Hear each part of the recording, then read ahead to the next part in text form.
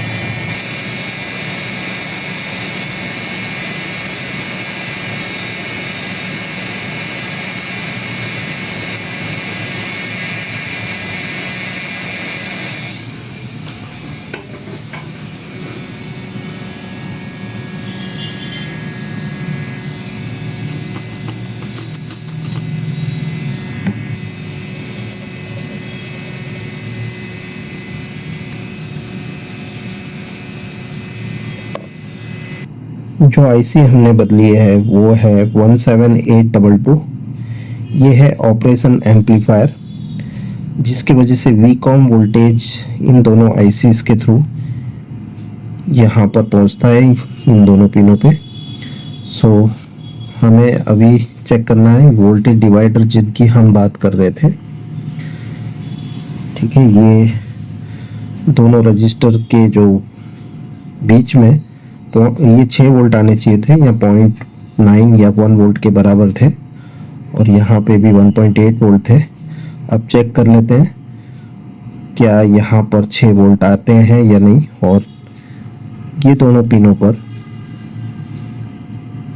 हमें 6 वोल्ट के बराबर मिलने चाहिए। सो अब हम चेक कर लेते हैं। सो दोस्तों, यहाँ पे आप देख सकते हैं टीवी बिल्कुल ओके हो चुका है। इसमें जो प्रॉब्लम थी घोस्ट इमेज की, वो हमने दूर कर दी है। अभी हम सभी वोल्टेजेस चेक कर लेते हैं टिकॉन बोर्ड पे। जो गलत वोल्टेज थे यहाँ पर वोल्टेज डिवाइडर पर, सबसे पहले हम वही चेक कर रहे हैं। आप देख सकते हैं 6.12 वोल्ट के बराबर आ गए हैं, जो कि पहले 0.9 से 1 वोल्ट के बीच में थे। और यहाँ पर 6 वोल्ट आ गए हैं जो कि 1.8 वोल्ट थे, जिसकी वजह से यहाँ पर 6 वोल्ट नहीं पहुँच रहे थे। और यहाँ पर वीकॉम का आउटपुट 6 वोल्ट नहीं मिल रहा था। ओके, ये दोनों ही पिन एक्चुअली ये दोनों शॉर्ट ही है, तो एक पे चेक कर लिया तो दोनों पे चेक कर लिया बराबर ही है। सो यहाँ पर 6 वोल्ट पहुँच चुके हैं जो कि पैनल तक भी पहुँच गए हैं। पैनल की ये दोनों पिन पे ये 6 वोल्ट, ठीक है, और दूसरी पिन पे 6 वोल्ट। ओके, अब हम पिक्चर देख लेते हैं। सो यहाँ पे आप देख सकते हैं पिक्चर कंप्लीट है, प्रॉब्लम सॉल्व हो चुकी है। अभी हम इसके मेन टीवी पे लगा के चेक कर लेते हैं। इसमें प्रॉब्लम इस आईसी में थी OP1, जिसका नंबर है 17822। इस आईसी से आउटपुट नहीं निकल रहा था, जिसकी वजह से IC5 एंड IC6 ये जो वीकॉम वोल्टेज बनाती है उस पर भी वोल्टेज नहीं आउट हो रहे थे। सो हमने ये आईसी चेंज किए हैं, ऑपरेशन एम्पलीफायर OP1, जिसका नंबर है 17822।